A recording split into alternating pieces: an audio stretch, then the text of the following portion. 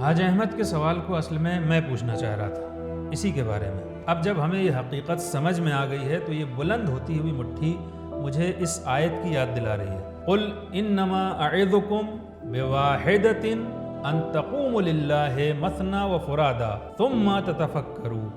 اگر میں اللہ کوئی نصیحت کرنا چاہوں تو میری پہلی نصیحت یہی ہوگی، ان تقوموا للہ، اللہ کے لیے اٹھ کھڑے ہو۔ بس بیٹھے رہنے سے کچھ نہیں ہوگا، کھڑے ہو کر دیکھنا ہوگا ظلم و ستم کیا ہے، کون کس پر ظلم کر رہا ہے۔ وہ ہم پر ظلم کر رہے ہیں اور ہم بس ہاتھ اٹھا کے دعا کریں پروردگار ہمیں ظلم سے بچا لے؟ نہیں، ہرگز نہیں۔